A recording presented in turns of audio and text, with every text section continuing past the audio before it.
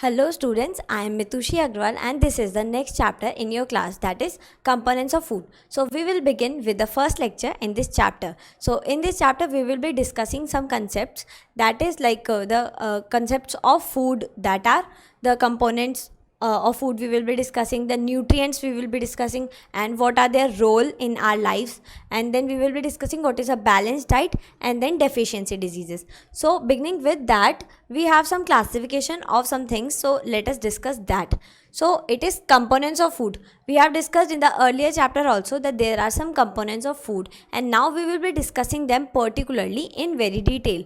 So they were carbohydrates, proteins, fats, vitamins, minerals, water and roughage. And then food on the basis of their role: bodybuilding food, energy giving food and protective food. Food can be classified in like 3 categories on the basis of its role, that what is its role in our body. And then we have deficiency diseases. Deficiency means it is not in present in sufficient amount. So if carbohydrates are deficient, so that there will be some kind of diseases formed. So these are some deficiency diseases which will be caused by deficiency of carbohydrates, proteins, vitamins and minerals. Then process of detection on nutrition of food. So how can we test whether the food contains carbohydrates or not? So there is Benedict solution. And then for protein we have solution of copper sulfate and solution of caustic soda. And then for fats we can use paper, and then for starch we can use iodine solution. In the last chapter also we have discussed using iodine solution. Okay, then we will discuss with our first topic in the subject, that is the food. So for this, what we know that the importance of food, it is required for growth, maintenance of the body and also to protect us from diseases. So why is food needed? To protect us from diseases, to give us energy and to maintain our life, like to maintain our body, so that it can work accordingly. And then we eat a larger variety of food, and people from different part of the country have different food habits. So we can say that different people in the country have different food habits. Like in the coastal areas, the people there living take the seafood, and then the people in the northern plains take the wheat grains most of the time, and then in the southern area they will prefer rice more.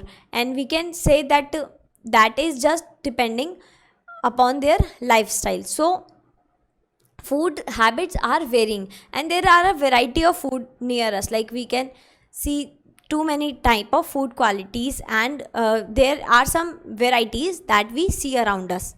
Some people prefer rice, others take chapatis, or some take meat and fish. So there is not specific that all have to take this one food item. Anyone can take anything according to them. So some prefer another kind of food, like some prefer rice, and then some others take chapatis. They might again vary: chapatis of wheat, chapatis of corn, and then chapatis of maize. So that is again a difference. And then some eat fish, some eat meat. So there is not specific that they have to eat this or that. They can choose it accordingly. Okay, so that is, now we have the topic components of food. So we will be discussing all the components of food one by one.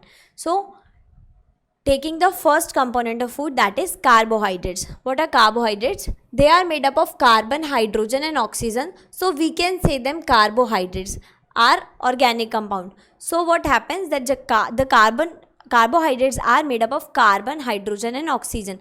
What are carbon, hydrogen and oxygen? We have been known that there are so many elements around us. We have discussed that in matter, that what are they? That there are matter around us, and matter is made up of atoms and molecules, and those atoms and molecules are come together to form elements and compounds. So there are 118 elements in total around us. Out of them, carbon, hydrogen and oxygen are one of them. So if they are made up of if any compound is made up of carbon, hydrogen and oxygen, then they are called organic compounds. So we can say that carbohydrates are also organic compounds. So they are main and instant source of food energy in our body. So what is the main source of energy in our body? That is carbohydrates, and also instant energy. Like we will eat our dinner or we will eat our lunch, and then we will feel very energetic. Why? Because of the carbohydrate rich food we have taken, the rice we can say, or the wheat chapatis. 1 gram of carbohydrate consists of 4 kilocalorie of an energy. So we can say that only 1 gram of carbohydrates can give us 4 kilocalorie of energy, and that is too much energy from that small amount of carbohydrate. If we intake excess of carbohydrate rich food, then extra carbohydrate in our body is converted into the fats, which is stored under the skin and around various organs of the body, and that leads to obesity. So if we take too much of carbohydrates, what happens? That it converts itself to fats, and we know that what are fats? That is, they just get under our skin, they just get collected under our skin, and what they turn it to obesity. So if carbohydrate is taken in much amount, what will happen? That it will just convert to fats, and then what will happen? That obesity will be occurred. So carbohydrates are preferred to be taken in less amount, not less but not excess, in normal amount. Then we have carbohydrates found in starch and sugar containing food items. We know that carbohydrates is found in sugar and starch containing food items. Some carbohydrates are in nature are as this: sugar, instant source of energy in our body. Sugar gives us instant energy. Like you might have seen that sugar is taken in when there is blood loss, like instant blood loss. Why? Because it gives just the instant glucose to our body. So sugar just is taken like that. And then starch is stored food in plants and release energy slowly than sugar. What is starch? That we get from the plant products of food. So in that, starch is present, and that gives slower energy than compared to sugar. Then we have cellulose, main component of plant cell wall.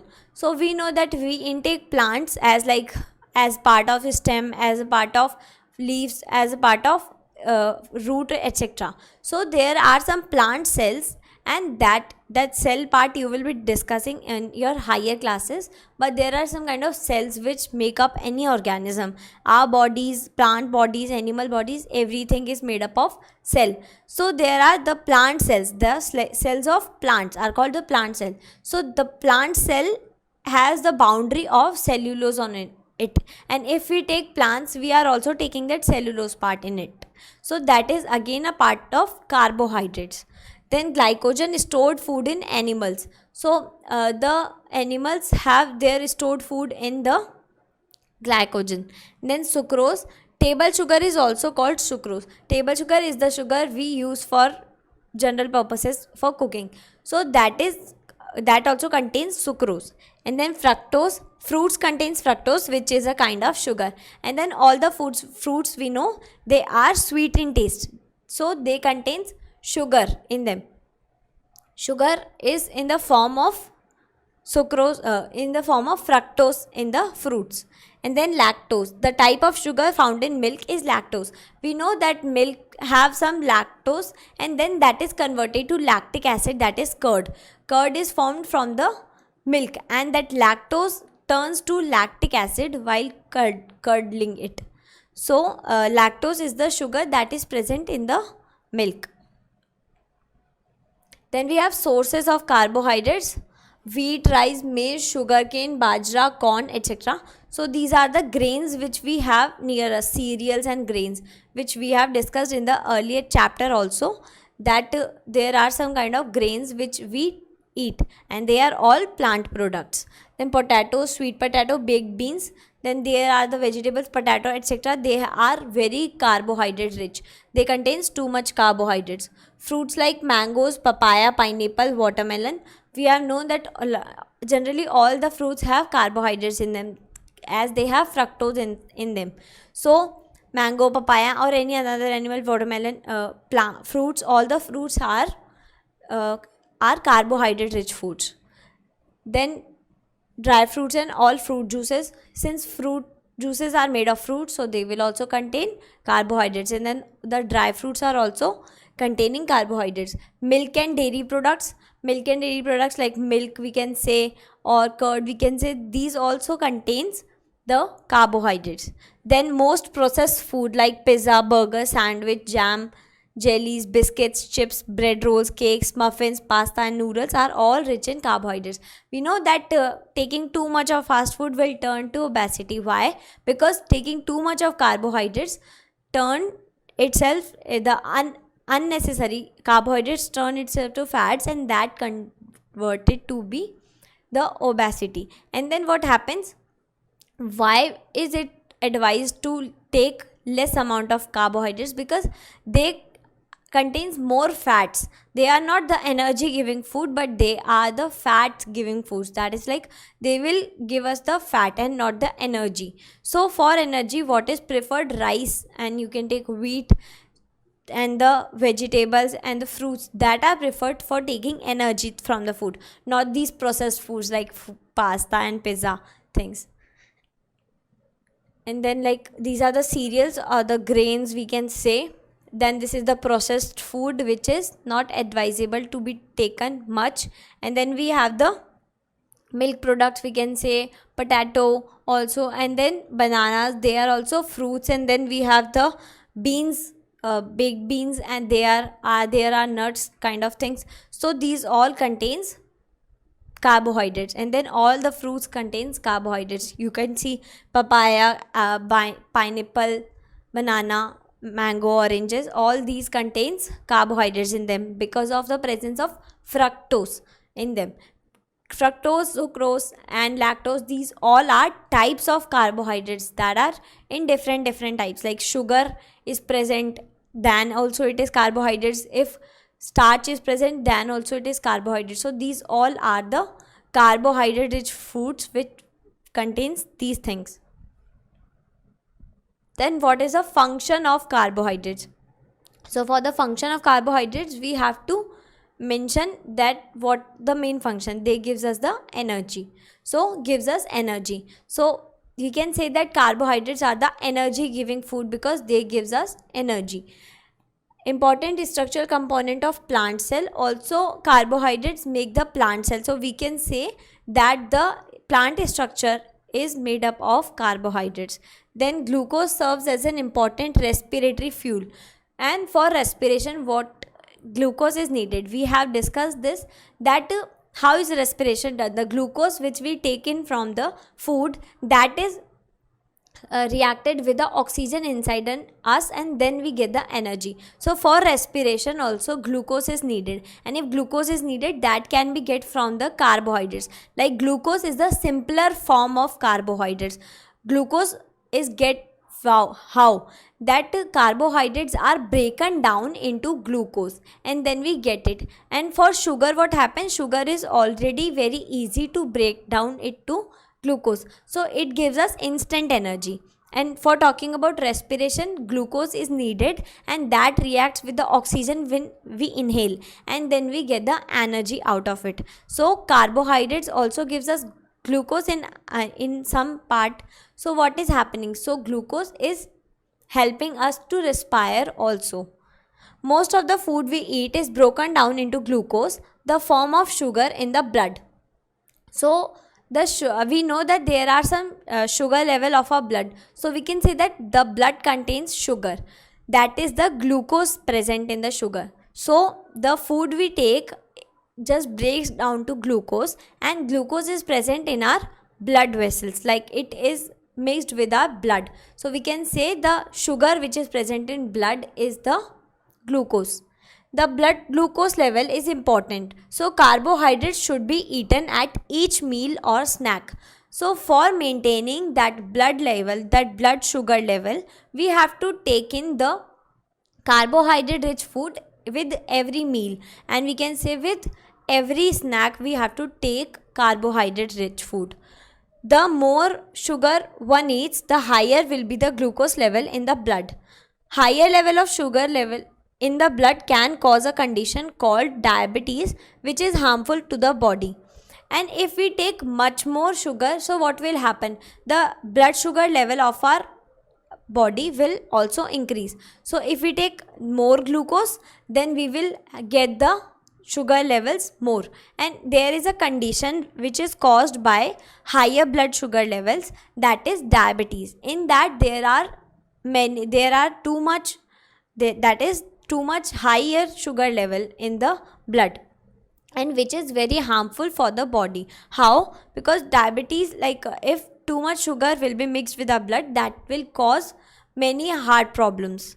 Diabetes may lead to heart problems and can also cause eye damage. So diabetes is not healthy, so it is advised to take less sugar per day, so that can be absorbed by our body. Then we have the next component of our food, that is fats. What are fats? They are also energy giving food, but they does not give instant energy. They just kept them storing in the under the skin, and then when carbohydrates are not there, then fats are there to give us energy. So they are also organic compounds. Also we know that carbohydrates were the organic compounds. Again, the fats are also organic components of the food. And then fat is energy giving food as well as bodybuilding food. How bodybuilding? Because they are protecting our muscles, because the skin and the muscle layer is getting in there with the fats, and if they are present, so that is also again protecting our body. So it is again bodybuilding. And why energy giving? Because also fats break down to glucose to give us energy, but in presence of carbohydrates, not always. Fats are insoluble in water but soluble in organic solvents like alcohol, benzene, other etc. So what happens, that we have talked about solubility in chemistry, that there is some substance, sort of substance, that is soluble in another substance. What is that? What does that mean? It is like if we mix them, we will not see two different type of structures in them. They will just club together to make a single substance. So for solubility, what is talked about it here, that fats are not soluble in water. We know fats comes from oil and butter, ghee, etc. So that we know that why fats are insoluble, because we know that oils does not mix with water. So we can say fats are insoluble in water, but fats are soluble in organic compounds. What are they? Like the benzene, we can say alcohol also. So in organic substances, organic solvents, the fats just dissolves, but not in water. 1 gram of fat consists of 9 kilocalorie energy. So now we have discussed the kilocalorie energy we get from carbohydrates. What was it? 4 kilocalorie energy. And then from fats, from 1 gram of fat, we can get 9 kilocalorie energy. Types of fats, there are two types of fats, saturated fat and unsaturated fat. For saturated fat, they are solid at normal room temperature. So that is like we can say the butter or cheese. They are generally solid at room temperature. At general room temperature, when we heat them, then they turn to liquid. So they are the saturated fat. And for unsaturated fat, they are mostly liquid at room temperature, like the vegetable oil, that is just liquid, and that is a unsaturated fat. So they are generally liquid at room temperature, and talking about the saturated food, they are solid at room temperature. Taking the next slide, we have some food items containing fats. So we will be discussing here with the sources of fats.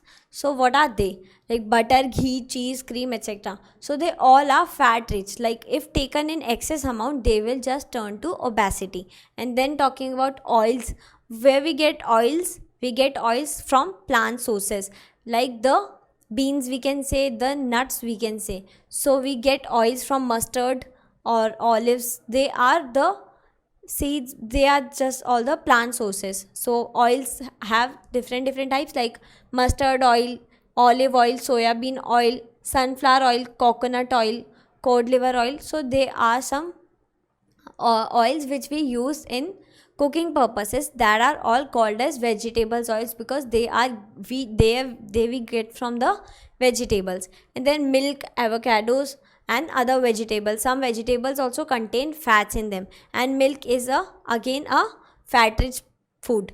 Nuts and seeds such as groundnut, till, etc. And then nuts, we can say, also contains food with them, oil with them. Why? Because we say that we are getting coconut oil, or we can say we are getting groundnut oil from groundnuts, so that also might be containing the fats. Now that is why when turned to oils, that is having uh, fats. So if groundnut is converted to groundnut oil and groundnut oil is having fats, so we can say that groundnut are also having fats in them. So we can say the nuts or the seeds which we have used for making oils, they also contains oil, they also contains fats in them.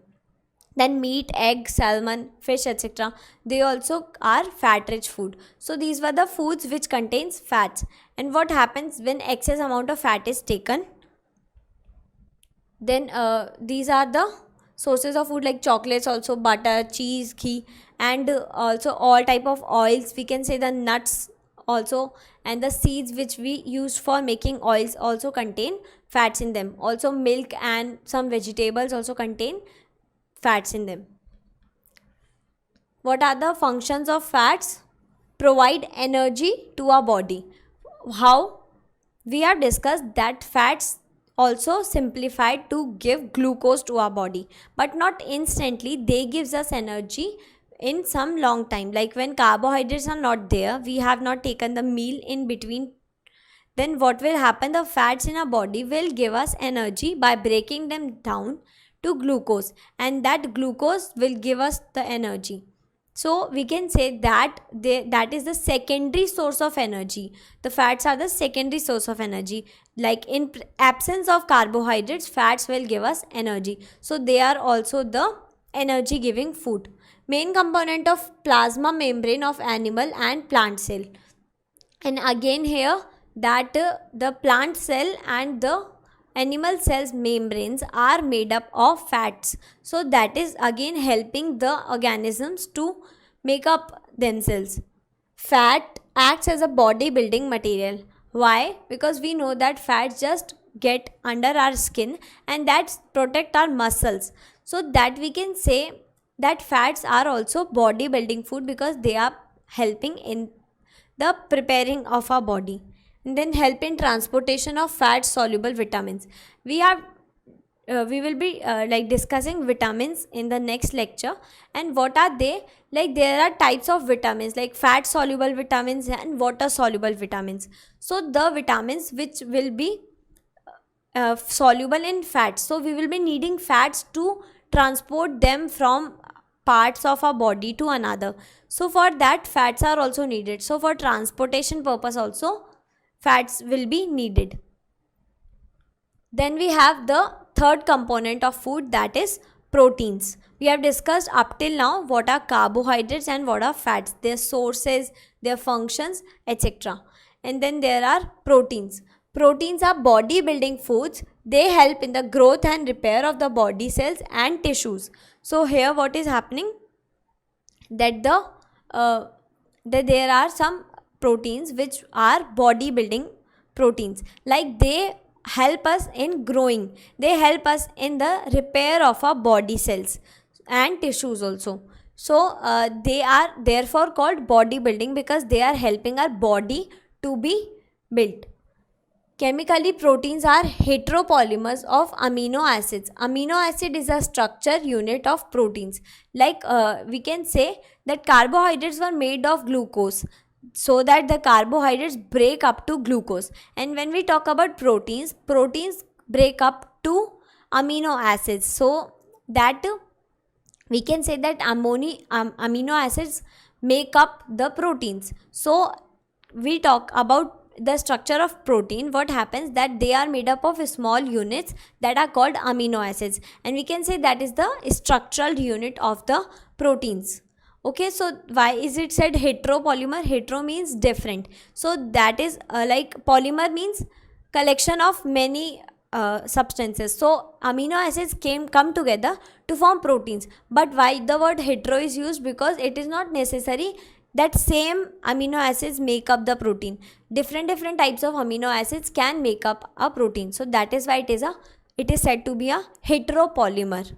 In proteins, amino acids are linked together by peptide bonds. So we know that there is some kind of bonding in between the molecules of any substance. Like if we say the cells of our body are attached to each other, or if I say that anything, like if I attach anything, so if I have a chain of many something, like I have a chain of rubbers, so what will it, I will attach them with some glue or something, so there is some kind of bond I have made between them. So for attaching all the amino acids, there are some bonds which come together to club them. So for that, what is happening, the peptide bonds are there. So one amino acid is attached to another amino acid with a peptide bond, or we can say the peptide linkage. So all the amino acids are attached to each other with peptide bonds, and that make up the protein. Then we have, there are 20 different amino acids. We have discussed that there are different amino acids which make up the protein. So there are in total 20 amino acids which take part in the formation of proteins. Out of 20 amino acids, our body can easily synthesize a few on their own and are called non-essential amino acids. So what is this? Like we have 20 amino acids which make up the protein, and out of some 20, what is happening, that there are some amino acids which can be synthesized by our body on its own. It does not need another things to make up them. So out of we can say there are, out of 20, there are 8 amino acids which our body can make it themselves, so it is not needed. So for that, it is named as non-essential amino acids. What is the meaning of essential? Like that is needed. So what is non-essential? That is not needed, because if a body is preparing them on its own, why will it need it, right? So there are 20, out of 20 amino acids, there are 8 amino acids which our body can synthesize on its own, so they are not needed by our body, and therefore they are called non-essential amino acids. Apart from these, there are other 9 amino acids which are very much essential, as they cannot be synthesized by our body. So there are other amino acids which cannot be made by our body. So what will happen? We will need them. So they are therefore called as essential amino acids. Why? Because our body cannot make them, and that's why it need them. So they are called the essential amino acids. So these were the types of amino acids which we know that make up the proteins. And proteins are heteropolymers of amino acids. That is that not only single amino acid, single type of amino acids can make them, all the 20 can mix up with anothers to form the proteins. Then we have, our body used to build and repair tissue for which body needs proteins. So we have to repair our body at times, like after an injury or after any disease, some cells just get rupture, and what happens, that they have to be rebuilt, and for that proteins is needed. So you might have seen that the patients are given protein rich diet. Why? Because they needed protein to repair themselves and to recover as fast as possible, and so for that proteins are needed. Nails, hairs, skin and blood are all made up of proteins. So we also know that that we can say that our hair, our nails, our teeth are they are all made up of protein. So for that also protein will be needed to repair them. So these are the pulses which we see are also protein rich diet, and then we see the dry fruits, they are also protein rich. So talking about sources of protein, some rich sources of proteins are plant sources and animal sources. We have discussed in the earlier chapter that there are the sources of food have like two types of sources. There are some plant sources and then there are some animal sources. So talking about the sources of proteins, particularly plant sources of proteins are pulses, dal such as moong, gram, tuar dal, beans, peas, etc. And then oats, dry fruits such as almonds. So these all are the plant products, plant sources which we get protein from.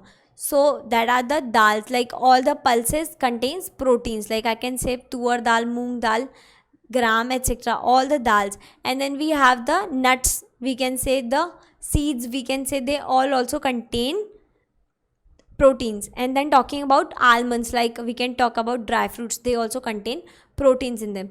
Animal sources of proteins are meat, fish, egg, milk, yogurt, paneer. These all are the protein rich sources.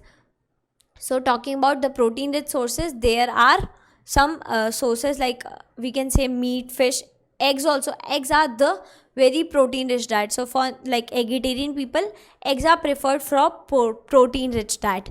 They contains protein in very good amount. Soya bean is the richest source of protein for vegetarians, and for vegetarians soya bean is the most protein rich food. So we can say that for protein rich diet, soya bean should be taken in. Sources of veggie proteins, like for vegetarian people, what type of things contains proteins, because the most proteins is found in meat, eggs and fish. So for vegetarian people, there are some kind of leafy vegetables, we can say, or we can say the cereals that contains proteins. Spinach contains 49% protein, cauliflower contains 40% protein, cucumber, that is kheera called in Hindi, that contains 24% protein. Then tomatoes contains 18% protein in themselves, and other things that are present in tomatoes are vitamins also. And then we have kale that contains 45% proteins, mushrooms and green pepper, that is also containing like around 22% of protein. And beef is the proteins that is present in the non-vegetarian food. So for here in this column we have the non-vegetarian food that are containing proteins, that is beef contains protein, chicken contains protein, and then eggs contains proteins. And then broccoli contains 45% protein, parsley and cabbage also contains very much protein in them. So these were the green leafy vegetables which can be taken in for the protein rich sources. Then what are the functions of proteins? They are main component of cell membrane. So we can say that all structural component of cell. So we know that what is happening, that we have discussed that there is cell is like there is some kind of small structure which just make up our whole body, and there is the boundary, there is like a wall that is called the cell wall, and then there is a membrane, cell membrane, and then is a nucleus, that is a cell nucleus, that is the powerhouse of like the brain of the cell, we can say like that. And then there is the chloroplast and then mitochondria. There are some structures which are present in the cell. You will be discussing about cell in detail in your 8th standard. In very detail you will discussing what is cell, what are the types of cell, like animal cell and then plant cell, etc., etc. But here what is said, that proteins make up the main component of the cell. Like it is talked about the cell membrane. Cell membrane is present in both plant cell and animal cell. So we can say if all organisms are made up of cell, and if cell is made up of protein, so they are very important to us. So if proteins are the main component of the cell membrane, so they are very useful to us. Proteins are also important for growth and repair of our body. So how? Because growing age contains, like the growth of our body is very much used by the proteins. And then again, if we have to repair our body from any disease or from any type of infection or injury, then proteins are needed. So for what are proteins needed for? By like we have the proteins needed by the most from the growing children and from the patients. We can say the old age people which are recovering from any diseases or from any if any age group is recovering from any injury or any disease, so they will be given protein rich diet.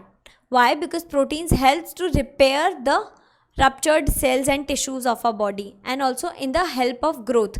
Like if our height is increasing, and that the all growth factors are affected by the protein food which we intake.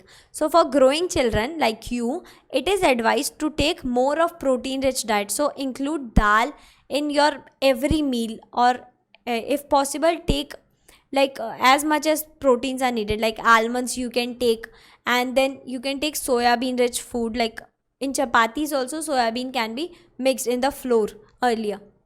Many hormones, all enzymes, antibodies are made up of proteins.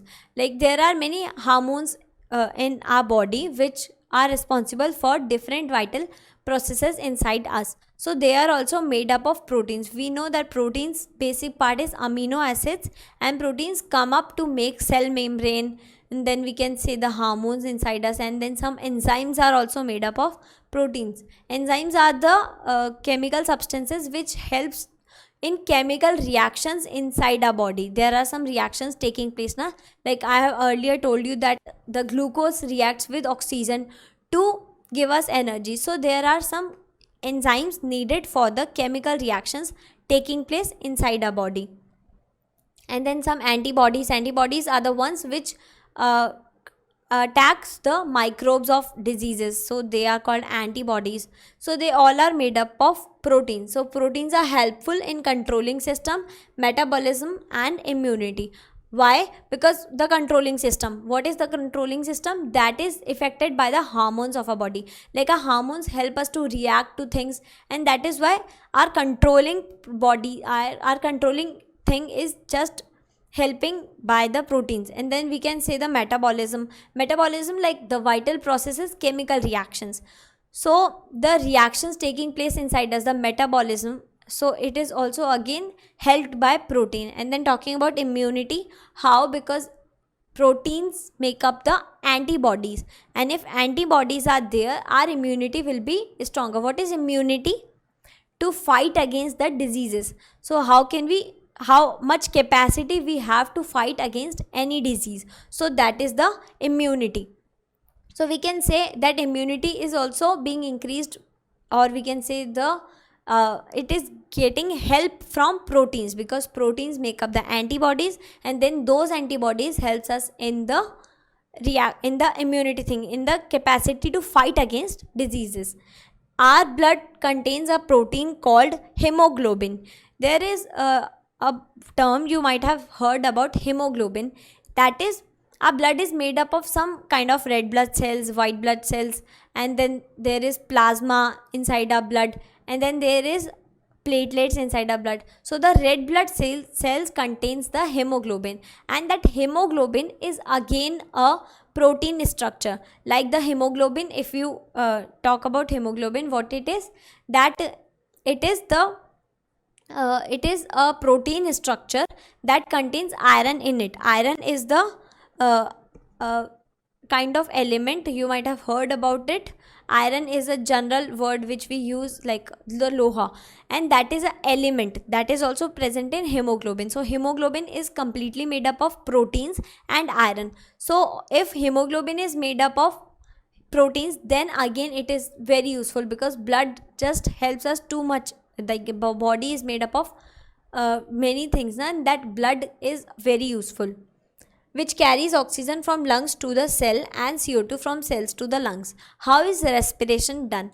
We inhale the oxygen that goes to our lungs, and then that oxygen is just supplied to our whole body. How? With the help of hemoglobin. Hemoglobin is that red pigment which just carries oxygen with it to one place to another. So if we are transferring oxygen to any part of our body, that is being taken by hemoglobin, and then that cell will just use oxygen and glucose to prepare its food, and then that will just exhale the carbon dioxide, and then from that particular cell carbon dioxide will be taken back to lungs, and then all carbon dioxide collected here will be exhaled out.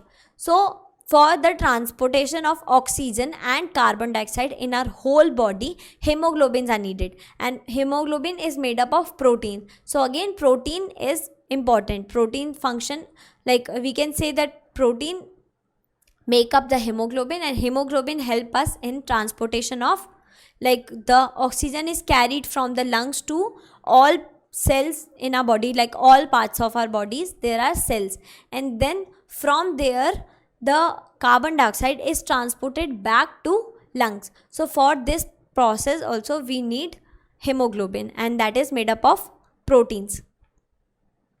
Now we have some test for different things. Like we have a test for glucose. How we can test glucose?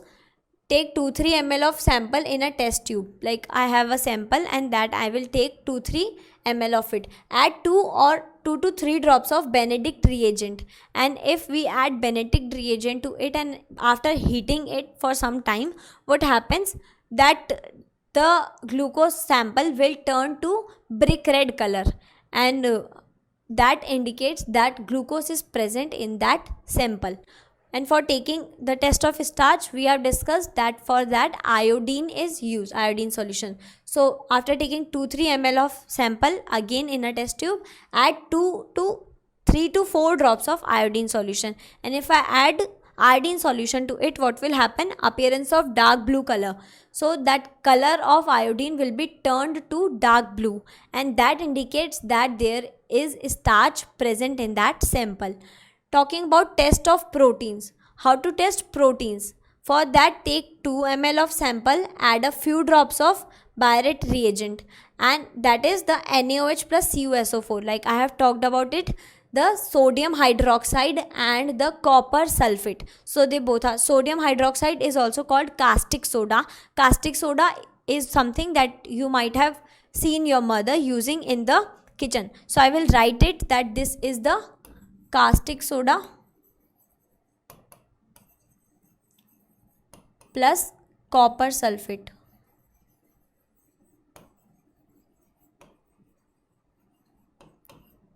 So what is the Biuret reagent? It is caustic soda plus copper sulfate, and if we put that solution in the sample of containing protein, so what will happen? Formation of purple or violet color. So we will see that there is a color change, and that is from to purple color. So that indicates that protein is present in that solution.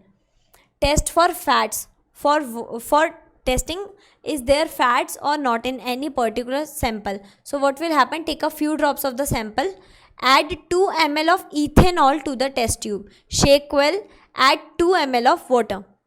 What have we done? That we have taken the sample which is to be tested, and then some ethanol is added to it, that is alcohol in nature, and we have shaken it, and then we have added some water into it, like that 2 ml water to it. So what will happen? Formation of cloudy white suspension. So then there will be some suspension that is formed, and that will be like white cloudy, that will be just covered like milky, you can say. So that indicates that fats are present. Also fats can be tested with the help of a paper. Just like take the fries. Like I have fries, and I will just I can say the fries, or we can say chips, they all contains fats in them. What will I do? I will just take a paper and I will just touch it with it, and for cover with it for some time. What will I see? If I remove that, there will be some oil drops on the paper. That indicates that fats are present in the fries we have taken, or the chips we have taken. So again, paper can also be used for testing whether they are fats or not. But for if it is a liquid, we cannot test it by paper. So for that, ethanol is used. So these were the tests which we can use to test whether glucose is present or not, starch and protein and fats. Then we have another topic, that is vitamins. Vitamins are neither body building nor energy giving food, but are very important for proper functioning of our body. So what we talk about, if vitamins are not, neither they give us energy nor they build us our body, but still they are needed. So they are needed to us for fighting from the diseases, for increasing our immunity. So they just perform some particular functions for a particular body parts, and that is needed. Okay, some vitamins can be produced by our body, but most have to be supplied through food. Some vitamins can be produced by our body on its own, like you might have heard about vitamin D, that we that our body process on itself in the sunlight. So but another vitamins that are to be supplied through food to our body. There are 13 vitamins, each of which has a specific function in our body. There are in total 13 vitamins, and these all are to be taken in, like either they are prepared inside our body or else they have to be supplied into the body. And there are different functions, particular different functions of all the vitamins. Okay, so then we have two types of vitamins: water soluble vitamins and fat soluble vitamins. Vitamin A, D, E, K are fat soluble vitamins. These are stored in the fat tissues in our body and are only used when the body needs them. The vitamin A, D, E and K, these all four vitamins are fat soluble vitamins, and these fat soluble vitamins are stored in fat tissues of our body, and when they are needed they are taken in use by the body. So the first ones were the fat soluble. What are they? A, D, E and K.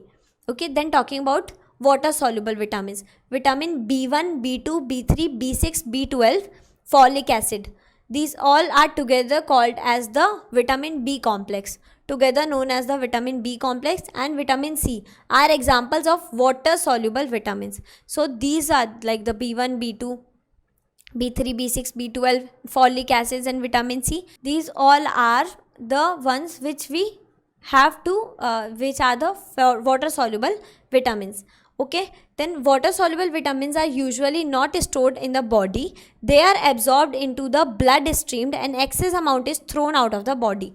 So what are water soluble? We know that the blood being transported inside our body is liquid in nature, and these all the vitamins are the water soluble vitamins. So these vitamins are all running inside the blood stream, and if they are needed they are just used by the blood stream, and the excess of these vitamins are thrown out of our body by the excretion processes.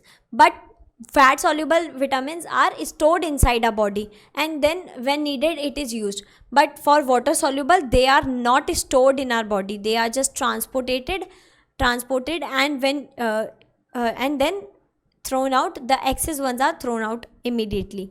And then since these vitamins are not stored in the body, these need to be regularly supplied through food. So what happens, like the vitamins which are already stored in our body, that can be given at different particular times, but which are just excreted out. So what we have to do, we have to regularly feed them to our body. So that's why vitamin B and vitamin C are to be taken in by our body again and again, so that what happens, that we have that thing that we does not ran out of that thing. Okay, so the water soluble vitamins are to be given on regular basis, but the fat soluble vitamins just get stored inside the body. Our body also prepares vitamin D in the presence of sunlight. So what happens, that our body also prepares a vitamin D in the sunlight, I have told you. Some vitamins are very sensitive to heat and light. For example, vitamin C is easily destroyed during cooking. Therefore, vitamin C rich foods should be eaten raw. So there are some vitamins which are very reactive with heat and light. So on cooking, what happens, heat is given to the food, so vitamin C just destroys. So therefore, vitamin C should be taken in raw, and then we cannot take it, we cannot cook it before taking. And therefore vitamin C are taken in raw. Vitamin C examples are the, like we can talk about the fruits, the citrus fruits we have, like the guava we can say, and guava is also containing vitamin C, and the oranges, lemon, they all contains vitamin C. So their vitamin is just destroyed if we heat them, so they are to be taken raw. I will take the fifth nutrient that our body needs, that are minerals. Minerals are needed by our body in small amount and are essential for proper growth of body and to maintain proper health, good health. So what are minerals? They are the ones which are needed in very small amount but are needed, like they cannot be skipped. They are needed in very small amount, like vitamins we have discussed, they were also needed in small quantity but on regular basis. Similarly, minerals are also needed in very small quantity but they protect us from some particular diseases, and they are needed for our health, for our particular protections. So minerals were needed in traces amount but is essential component as well. They are needed in very small amount like the traces amount but are very essential. Minerals are necessary for building, proper growth and maintenance of a body. Similarly, like we have seen that there are protective food that gives us the strength to fight against diseases. That again, there are minerals which fight against diseases. They maintain our body, like they make some enzymes in our body, which microbes in our body, which fights against the antibodies and the viruses of some diseases. So calcium, magnesium, phosphorus, sodium, iron, zinc are some essential minerals of our body. You might be thinking these are the elements in the present in the earth, why our body needs them? So particularly our body also needs some kind of iron, some calcium to fight against some particular disease. Like calciums, our teeth, our bones are made up of calcium. So for maintaining the teeth and the bones, calcium is needed, and iron is needed for the purification of blood. Similarly, there are different functions of different type of minerals, and they all are needed in our body in small amount, not very large, but are very essential for us. So taking the minerals, there are two types of minerals, macro minerals and micro minerals. Micro means small and macro means big, like large sizes. So these minerals are required in large amount, like calcium, magnesium, sodium and potassium. They are needed in large quantities as compared to the micro minerals, and micro minerals are the ones which are needed in very small quantity. So micro minerals, these are required in very small amount. Example, iron, zinc, copper and iodine. Iodine is helpful for the neck of a body, like the goiter is prevented by the iodine, and iron is needed for the purification of blood. They are needed in very small quantity, so they are micro minerals. Then I have the sources and functions of mineral. Taking the minerals one by one, we will be discussing their functions and their sources, that where do we get them from. So taking the first one, that is calcium, builds bone and teeth and help keep them strong. Blood clotting and blood pressure. So what is calcium?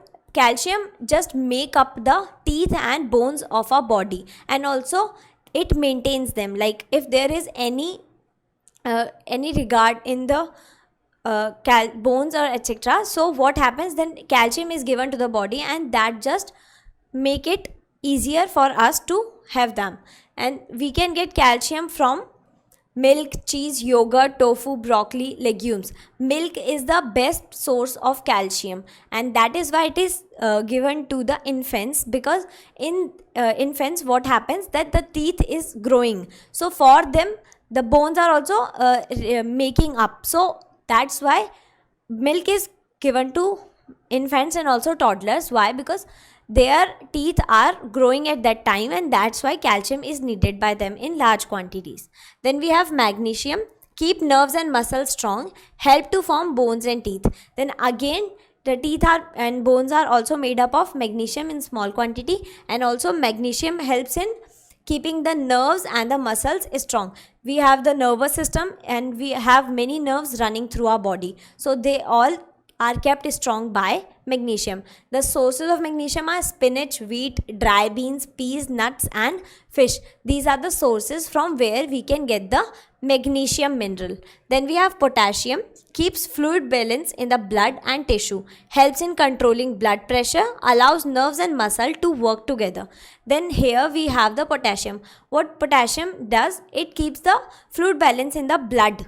Okay, so what happens, that there are blood and the tissues we have.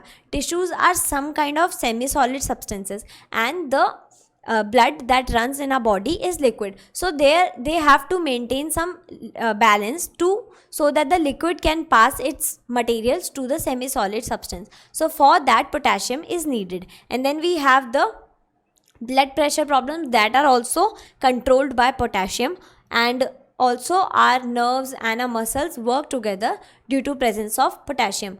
The sources of potassium are banana, papaya, sweet potato, tomato juice, fish, nuts, milk and yogurt. These are some sources from where we can get the potassium mineral. Then sodium. Sodium is the, we know that sodium chloride is the common salt we take in. So we get most of the minerals from salt also, like sodium and magnesium, we get that from salts also.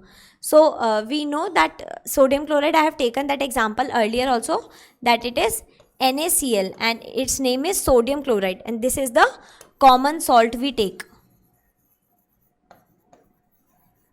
So from that we get the sodium mineral. Muscle contraction, nerve transmission and maintain normal blood pressure. So you might have heard that salt just make the high blood pressure if taken in higher quantity. So it maintains if it is consumed in normal quantity, but if taken in much more quantity, that can also just retain our bones, and that is not good for our health. So all the minerals are needed in normal quantity. Excess of them can also be a deprivation. Then we have sodium for our muscle contractions also and nerve transmissions, etc. These are the functions which sodium have are in our body. Then table salt, that is, I have told you that the common salt is the source from which we get the sodium. Soya sauce, processed food, fish, meat, eggs. Processed foods are the ones like pizza, burger, etc. And then we have fish, meat. There also we get the sodium because they comes from the sea, and sea contains many minerals. Like seafood have the maximum of minerals present in it. Then we have another mineral, that is zinc, required for growth and development, important in wound healing. We know that if we get the wounds anywhere, then the clotting of blood starts. For that we also need zinc. So for clotting purposes we need zinc, and for growth and development purposes also. And the sources of zinc are yogurt, milk, cheese, chickpeas and seafood like fish, etc. Then we have iron. Iron is important mineral but needed in very small quantity, like it is micro mineral. Example, carry oxygen to all parts of your body, prevents you from feeling tired. Iron is needed for the blood system. Why? Because in the transmission process we know that we inhale oxygen and we exhale carbon dioxide, and that oxygen is given to our lungs, but it needs to be transferred to all our body parts. For that we have the hemoglobin substance that runs in our blood stream, and that hemoglobin is made up of proteins and iron. We have discussed protein make up the hemoglobin. There also I have mentioned the name of iron, that iron also make up the hemoglobin, and that hemoglobin carries the oxygen from our lungs to the different parts of our body. So we can say that iron also have a part in this mechanism. So it is very useful. Why? Because it carries the oxygen from in the transmission of oxygen to all our body parts. So iron is needed there. Okay. And also if we feel tired, and if I have sufficient iron in our body, then we will not feel tired or dizzy very much. Then the sources of iron are meat, fish, peas, dried beans, bread, pasta, etc. Like iron can be get from the peas, we know, then the nuts also. These are the sources of iron. Then I have iodine, main component of the thyroxine hormone of thyroid, which helps regulation, growth and development and metabolism. What happens that iodine helps in the metabolism process by making up the thyroxine hormone.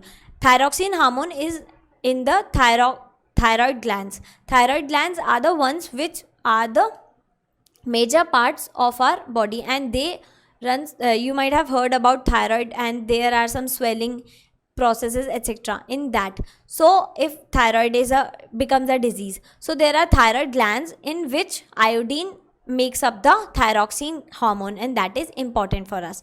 And the iodine can be get from the sources like seafood, foods grown in rich iron, iodine rich soil, and iodized salt, bread and dairy products. There was a thing that is said that our salt should contain iodine.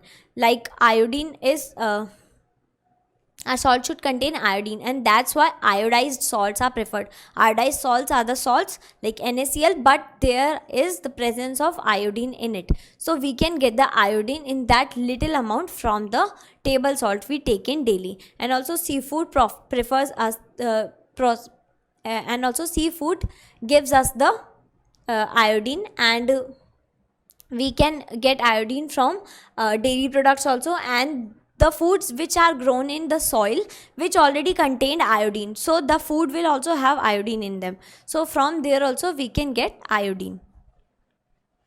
Then we have sources of minerals like for calcium we can have milk and eggs, etc. For iron we have spinach, and the rich source of phosphorus, that are bananas, and then rich source of potassium, that are lemon. So these are some sources of minerals which we have discussed till now.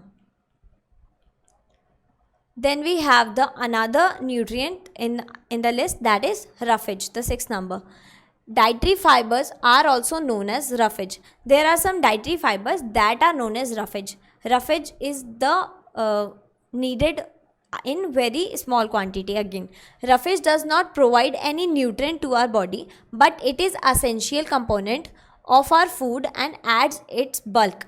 It is not something that provides nutrient to our body, but it is needed to prevent constipation in our body. What happens? This helps our body to get rid of undigested food, that is, it helps in proper digestion. Roughage helps in the digestion processes, that makes it proper. Okay, so it does not give us any nutrient or anything, but it is needed for the digestion process, and for that it is, we can say, as an essential component of our food. It is advised to eat more roughage in case of constipation. So in case of constipation, what happens, that it is advised to take more roughage, because that helps in constipation, in getting rid of it by giving us proper digestion. Roughage is mainly provided by plant products in our food like carrot, cabbage, turnip, cauliflower, apple, rice, strawberry. These are some sources of roughage from where we can get it. What happens, that there are dietary fibers like fiber rich food, like I can say I have seen oranges are also dietary fibers rich source. So there are some fibers in them, like I can say bananas and mangoes, they also have some fibers in them that helps in digestion. How? In the small intestine the food passes through it, and when it goes through it, what happens, it is solid, and it might just block in that passage. So what the fibers do, they just take that solid part through it and clears the passage for other food. So for that it helps in digestion, like clearing that small intestine passage, and that is why that is needed in the digestion method, and it helps us get rid of constipation. Then we have the next nutrient, that is water. Water is not actually a nutrient, but is a major component of our food. 70% of our body weight is water. Like our body is 70% made up, like our weight is contained by water. We have many liquid fluids running in our body. Then our body needs 2-3 liters of water every day. Like 2-3 liters should be given to our body every day. Water is also essential for the proper functioning of our body, and also water is needed for some particular functions in our body, like we can say the excretion method and then the sweating. These all occurs due to the presence of water in our body. Nutrients on the basis of their role. So we have discussed that we have discussed total 7 nutrients up till now. Not actually nutrients, we have discussed 5 nutrients up till now and 2 other components of food, that were roughage and water. So with those nutrients we will divide them in 3 categories, like energy providing food, body building food, and protective food. So what are they? Like the energy providing food, by name what you can see, that the ones which provide us energy. So cereals, sugar, oil, etc. food are rich in carbohydrates and fat. Carbohydrates and fat gives us energy. We have discussed that carbohydrates and fats gives us energy. Like carbohydrates gives us instant energy, and fats provide us energy in later periods of time when we are feeling tired. So these are the ones which provide us energy, and therefore they are called energy providing foods. Then we have bodybuilding food.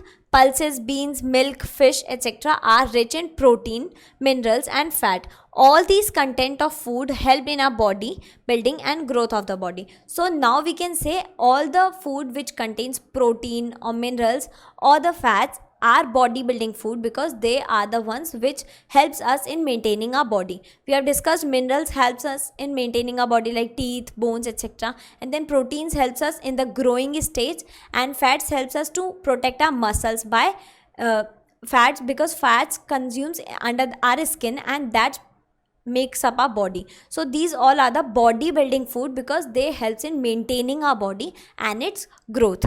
Then we have protective food. Protective foods are the ones which will help us to fight against diseases. So vegetables, fruits and milk, etc. are the ones in them the mineral content of the food was very rich in these kind of food, like vegetables, fruits, etc., and helps in protection against infections and diseases. Also vitamins are protective food. So vitamins and minerals are the ones are called protective food. Why? Because they helps us to fight against the diseases, and also they boost our immunity. What is immunity? The capacity to fight against diseases and infections. Then we have scavengers. We have discussed in the last chapter what where does it come from, the food where does it come from chapter. In that we have discussed about the heterotrophs. What are heterotrophs? The ones which depend on other organisms for their food, the organisms which depends on other organisms for their food. And in them we had three categories: herbivores, omnivores and carnivores. But there another category is also there, that are scavengers. We are discussing this in this chapter, that are some carnivores and omnivores consume dead bodies of animals and thus help to keep the environment clean. What they do, that there are many dead bodies of organisms and there are some carnivores and omnivores which helps to eat them, like they just degrade those dead bodies by eating them, and by it what happens, the environment becomes more clean. Such animals are called scavengers. Example: crows, vultures and jackals. Producers are living beings like plants which can prepare their own food. So we have seen that there were producers and there were consumers. Who are the producers? Which make their own food, like the plants. And who are the consumers? Which depend on other organisms for their food, like all the heterotrophs are consumers. So in that we have discussed three types of heterotrophs, that are herbivores, carnivores and omnivores. And we know that carnivores and omnivores eat flesh of other animals, so they eat up the dead remains of the dead bodies, and that's why they helps in making the environment clean. And that examples are crow, vultures and eagles and jackals, etc. Then we have another topic, that is balanced diet. So what is balanced diet? The food we take every day, like dal, chapati, rice, curd, vegetables, fruit and milk, is called our diet. What is diet? Which the food we take in is called our diet. Okay, then we talk about balanced diet. So what will be balanced diet? By the word balanced you mean that that should be maintained in a proper way. So a balanced diet is the one in which provides proper amount and ratio of carbohydrates, fats, proteins, minerals, vitamins, which are important for survival of the life and helps in growth and maintenance of our body. So by diet what we mean? Diet word implies that the food we take in, that contains all the food materials we take in, like the chapati, rice, etc., and then vegetables, fruits, that are also taken in our diet. Then what is a balanced diet? The diet which gives us the proper food nutrients which we need, so and also in proper amount. Like if we need minerals in less amount, that should be given in less amount, and if we need carbohydrates in more ratio, then that should be given in more ratio. So a balanced diet is the one which gives us the proper ratio of all the nutrients including carbohydrates, fats, minerals, proteins, vitamins, and even roughage. So these are the ones in the balanced diet we should have all the proper components which are needed for the maintenance of a body, for our growth, for giving us energy, and all the factors which are needed with why, because of what we need food. So a balanced diet is the one in which we get all the components in proper ratio. A balanced diet for a normal and healthy person should contain carbohydrates 60%, fats 15%, protein 25%, and vitamins and mineral and traces. So by taking this, what we see that the 100% food should contain approximately 60% food for the ones which are healthy, and then 15% fat should be in that, and then 25% of protein. So this make up the whole 100% of food, and minerals and vitamins should be present in traces amount, like very small amount, and this wholly make up a proper balanced diet. The term calories is normally associated with food. It is unit of measure of the energy. So we have discussed that 1 gram of carbohydrates contains 4 kilocalorie energy. So that is that kilocalorie energy. That calorie word is a unit by which we measure the energy, and calories are often just make up like they are just related to the food we take in. So by food we just make it sure that we are getting the food in calories, and that is the measuring unit we can say for food and for the food giving energy.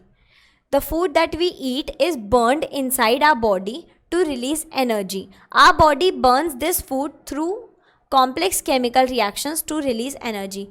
The food we take in is like the word used here is burned inside our body. It is not actually burned, but it is oxidized by using the oxygen and other factors which are present in our body. So that food is utilized, and actually it is like burned, or we can say oxidized inside our body for providing us energy, and that energy is used for the purposes like for the vital processes our body is going through. So our body just make that food item that is very complex and make it simple for our body to digest it and then provide energy to our body. So there are some chemical reactions taking place while the process of digestion is happening inside our body. Then we have another topic in this lecture, that is deficiency diseases. What is the meaning of word deficient? So the deficiency word is like the meaning tells us that there is some lack of that. So what is the deficiency diseases? Any disease caused by the lack or insufficient supply of any nutrient is called the deficiency disease. So those diseases which occur in our body due to the lack of some nutrient or due to some insufficient supply of any particular nutrient, that is called the deficiency disease. So those diseases, if I say like I do not have much carbohydrates in my body, then I will have a particular disease that will be called deficiency disease. Then if I lack vitamin A in my body, then I might suffer from a disease. So that will be called deficiency disease. So the diseases through which what happens, like in lack of any particular nutrient or any insufficient supply, like if I have not much proteins in my body, that is the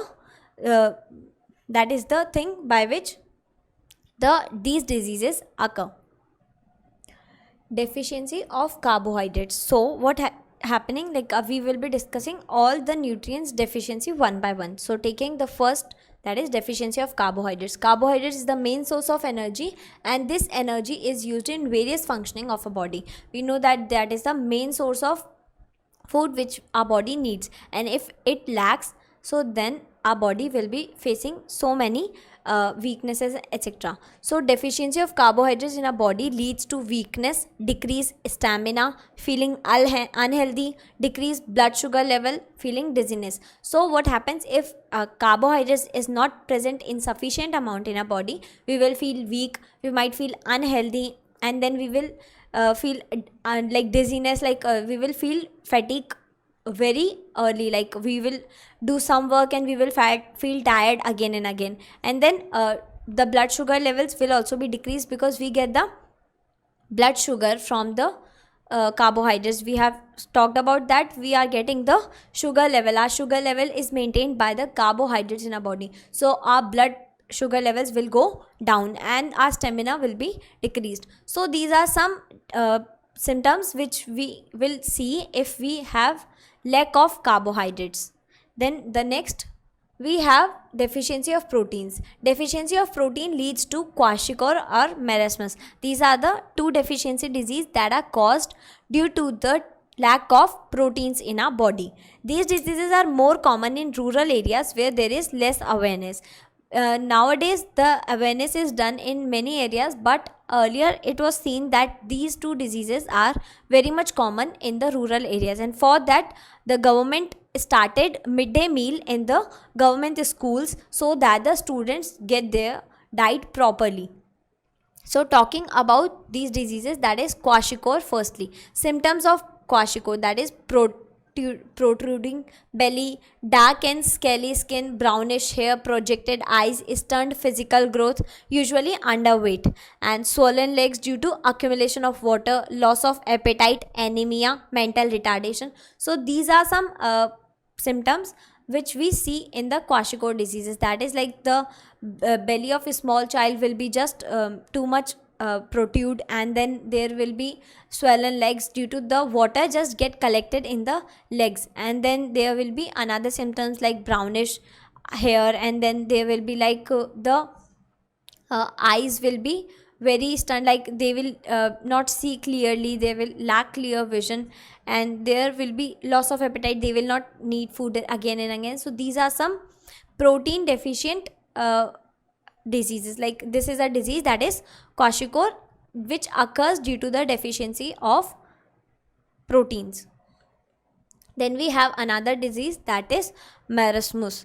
So in this what happens, the symptoms of marasmus: thin physique, slow body growth, lack energy, loss of appetite. Like the physical body, the physique will be thin, very thin people, and the children will get very thin with the lack of proteins, and then their body growth will be very slow and they will lack energy. Then again loss of appetite, mental retardation, weak legs, their legs will be very weak, and poor muscle development, there will be no muscle development if the proteins are lacked. That is why is protein needed? They are needed for the growth of a body, and if the proteins are not there, then the body will not grow properly.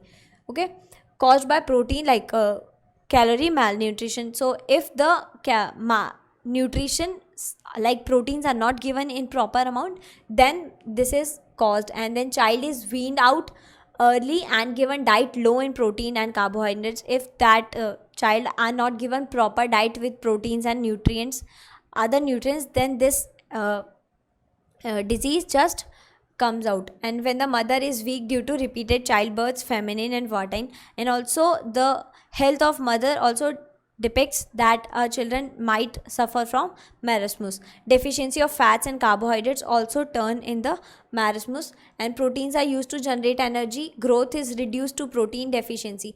If the protein is not there, then growth will be lacked, like growth will not be that much which is needed, so that will be very in reduced quantity. So for that, protein rich diet is needed, and child looks thin, and in this body weight is also loose, and the child will become very thin, and their limbs and their ribs will be seen. Like you might have seen that that the if in thin people, what happens, that their bones and their ribs are being seen outside their body. So that is all because of the marasmus disease, and that is there is lack of proteins in them, so their growth is being hindered. Then we have the deficiency of vitamins. So we will discuss all the deficiency of all the vitamins one by one. So taking the first vitamin, vitamin A. Vitamin A's another name is retinol. Retinol is the another name which is given for vitamin A. what are the functions of vitamin? We have not discussed the functions of vitamin A in the earlier lecture. I have told you that I will discuss that now. So here I will discuss the sources also of vitamins and also the functions. So vitamin A, functions of vitamin A are which keeps eyes, hair and skin healthy. So the vitamin A keeps our eyes healthy and our skin also healthy, and also our hair. So if that will be, there will be deficiency of vitamin A, what will happen? Our eyesight might just go. So that night blindness is due to the deficiency of vitamin A. In that symptoms, dryness of eye and improper vision. The vision is not proper and the eyes dry very fastly. So you can see that in this picture that it is for the night blindness, and that occurs due to the deficiency of vitamin A. Then sources of vitamin A: green leafy vegetables, fruits, butter, egg yolks, carrots and fish. So these should be given in good health for our healthy eyes. So we should take more of green leafy vegetables, and then carrot, that should be given in good quantity for our healthy eyes. And then vitamin B1, that is also called thiamine. It helps in digestion and maintains nervous system. And deficiency of B1 vitamin turns out to be a beriberi. Like beriberi is a deficiency disease that is caused due to the insufficient supply of B1. And its symptoms are inflammation, a condition characterized by redness or swelling of nerves. So the nerves swell, or there is some redness in the nerves. Digestive problems and heart abnormalities. In this, the heart is also performing abnormal, and also there are some digestive problems, because vitamin B1 also helps in digestion. And the sources of B1 vitamins are eggs, whole grains and sprouts, from where we can get vitamin B1. Then from vitamin B2, that is also called riboflavin. So this is another name for vitamin B2. It keeps our skin and mouth healthy, and if B2 vitamin is lacked in our body, then skin disorders are observed. In that, irritation of eyes, skin and intestinal disorders, inflammation of on the tongue, like that tongue will be feeling some reddishness, and there will be some like swelling problems and the like that. And then sources of vitamin B2 are eggs, milk, greeny leaf vegetables. And then vitamin B12, that is also called cyanocobalamin, and its function is formation of red blood cells. So if it is preparing red blood cells, and if it is lacked, then we see the anemia disease in our body, that is pale skin, lack of stamina and appetite, and frequent headaches. So these all are the symptoms of anemia. Anemia is also most of the time referred as less of sleepiness. So in that, our appetite is also loosened, like we will not need food in much more state. And then headaches are more frequent in the persons which are suffering from anemia. And then sources of anemia are meat, fish, eggs and etc. and greeny leafy vegetables also for vitamin B12. Then we have deficiency of vitamins. For that we have another vitamin, that is the vitamin C. Vitamin C is also called as ascorbic acid. Where we get ascorbic acid from? That is vitamin C from the citrus fruits. Okay, I will be discussing the sources later. First, talk about the functions of vitamin C. Helps to resist infections and keeps teeth, gums and joints healthy. So what happens? Vitamin C just makes our teeth and our gums very healthy, and also the joints, the bone joints in our body healthy. So if vitamin C is lacked, then scurvy is occurred in our body. The person lacking the vitamin C will be suffering from scurvy. What is scurvy? In this, what happens? The gums are started bleeding. So the symptoms of scurvy are loosening of teeth, spongy and bleeding gums. The gums started bleeding, and there is increased susceptibility of diseases, and also slow healing of wounds, weakness, pain in limbs. And then if there will be wounds, there the blood clotting will be in slow process. So in that, what happens? That the gums are very reddish, and they just lack blood through them. And also in scurvy the teeth are loosened. And if we have if we talk about the sources of vitamin C, so the vitamin C sources are citrus fruits such as lime, orange, lemon, tomatoes. I have told you that citrus fruits are good sources of vitamin C. Like, what are citrus fruits? From which you can say the citrus fruits are the ones which are like sour in taste generally, and we get the citric acid and ascorbic acids from them. And also the other name for vitamin C is ascorbic acid. And taking the examples of citrus fruits are lemon, oranges, tomatoes, and grapes, etc. Also we get is vitamin C from sprouts. So it is good for the healthy gums and teeth of our body. Then vitamin D, that is also called calciferol. And what is its function? It aids in the normal growth of bones in general. So vitamin D is needed for the bones of our body.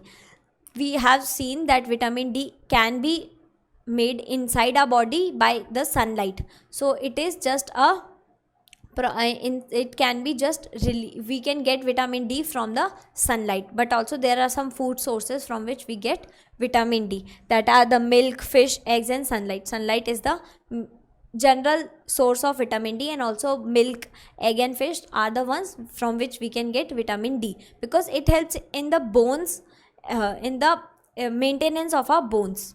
And then deficiency of vitamin D will be turning to be rickets. And in this what happens, the bones become weak, and the joints and there will be joint deformities, like the joints will not be on the proper places.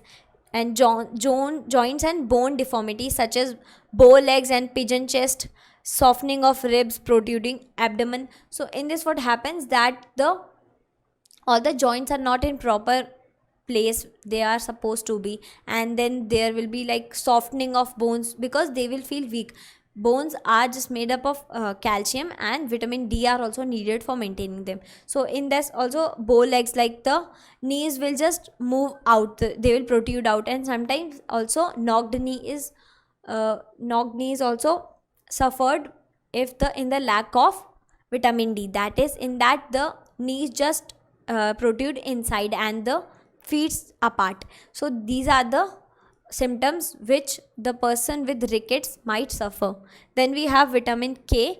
The deficiency of vitamin K will just lead to hemorrhage, that is excessive bleeding. Hemorrhage is told to be excessive bleeding. You might have heard about brain hemorrhage, etc. In that there is internal bleeding inside the brain. Why? Because vitamin K helps in blood clotting. What is blood clotting? When the blood goes out of our body through any wounds, so our skin just rupture, and the platelets inside the blood stream just collects there, and there is a brown surface formed there, that is called the blood clotting. And if vitamin K helps in blood clotting, and if it is lacked, what will happen? The blood will go out, and then clotting will not be stopped. That blood stream will go out, and that will just empty our blood vessels. So in that hemorrhage is happening. Hemorrhage is the excessive bleeding. In that what happens? The clotting of blood is affected, and that does not occur properly. There will be excessive loss of blood with a small cut or small wound also. Then the sources of vitamin K are spinach, cabbage, or any other greeny leafy vegetables. So the green vegetables just give us the vitamin K. Then we have deficiency of minerals. So we have discussed that there are some particular functions of the minerals, and if they will be lacked, there will be some diseases that will be caused. So for the deficiency of calcium, what were the use of calcium? What is the function of calcium? That helped in the making and maintaining our bones and teeth. So if there is deficiency of calcium, bone and tooth decay, rickets in children, and osteoporosis in the adults. So the bones and teeth decay will be suffered for the ones which lack calcium. Weak bones and tooth decay are the symptoms for that. If iodine is lacked in our body, then goiter will be occurring. For the persons suffering from goiter, the symptoms seen are glands in the neck region, that is called thyroid, become swollen, and mental disability in children. There are thyroid glands in the neck of our body, and what happens if iodine is lacked, then the thyroid glands just swell up, the neck becomes very swollen, and in children there is mental disability also often observed with the children suffering from goiter.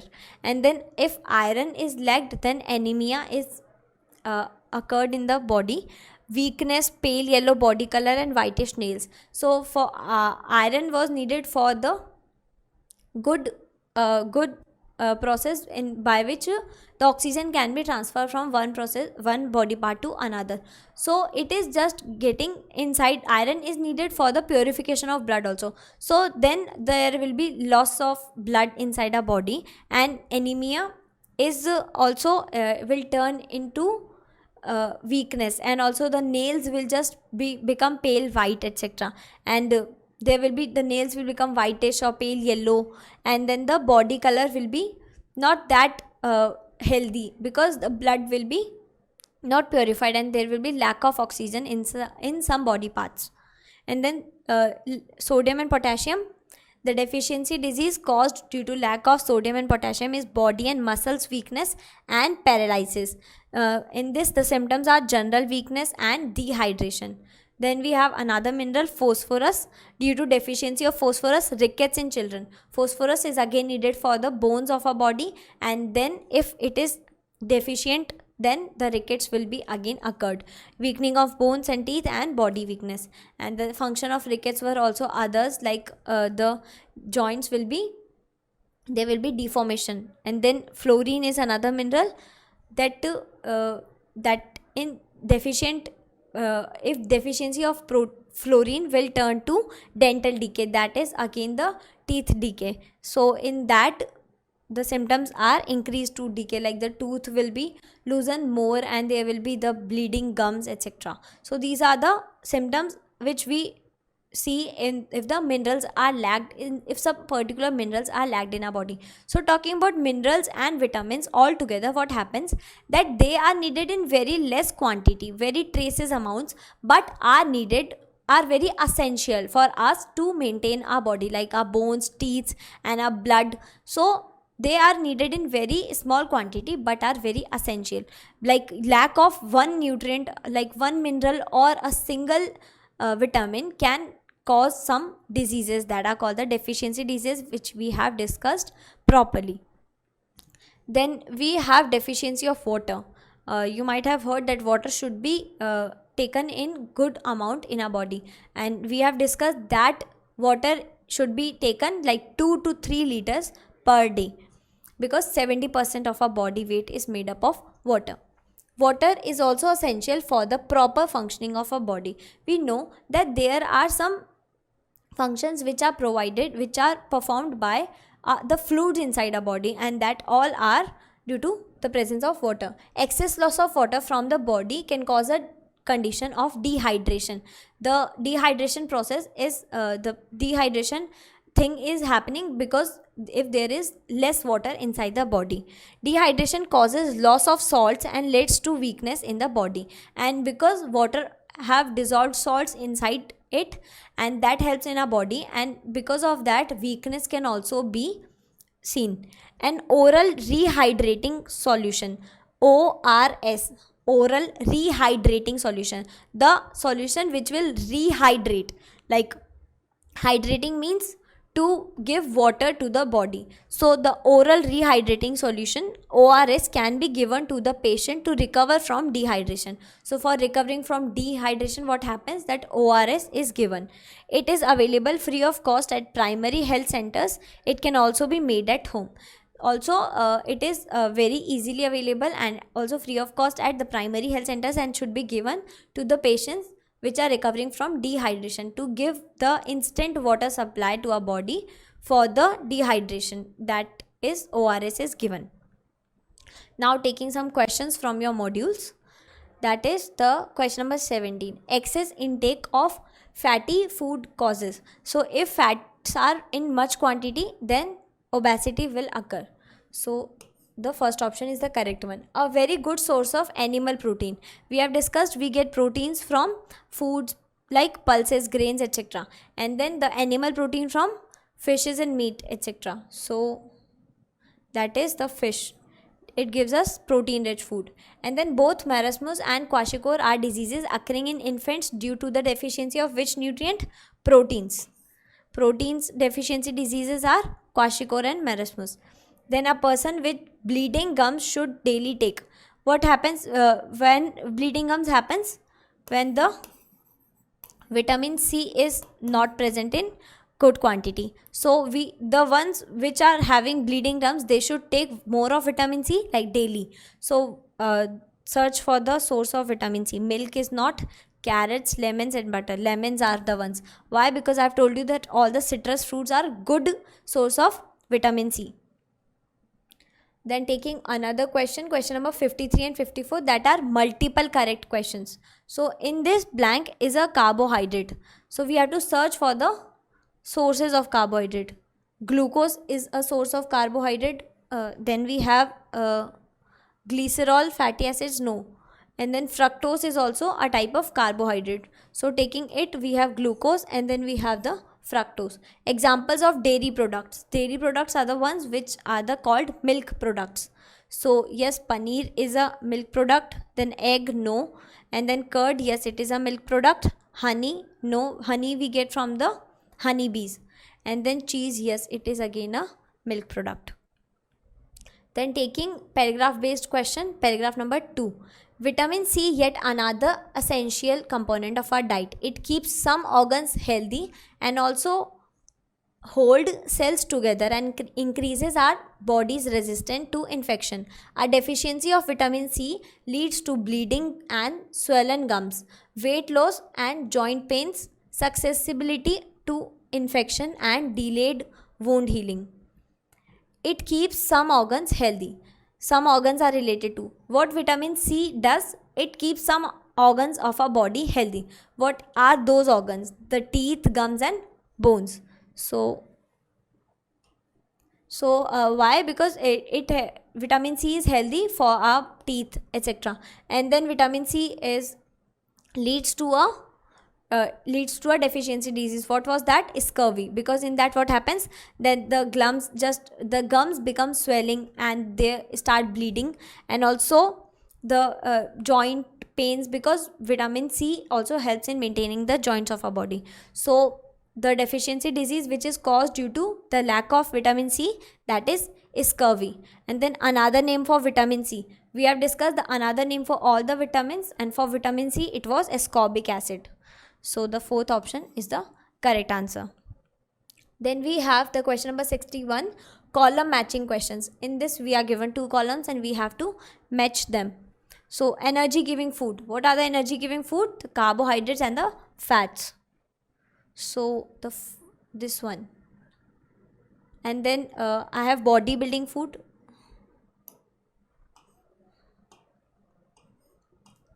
Bodybuilding foods are the ones like proteins and fats, etc. So the proteins is the correct option. And then protective food, which protects us from diseases like the vitamins and minerals. So this is the correct one. And then test for fats, we have discussed the test for them. So test for fats was like we can just put a paper around the fat, take for fat rich food, and that then there will be some oily patch on that paper. So this is the correct option. And then test for starch, it is the iodine solution. So iodine is used for testing starch. And test for protein, it is the caustic soda and the copper sulfate solution. So this was all from this chapter. I hope you enjoyed learning with me. Thank you.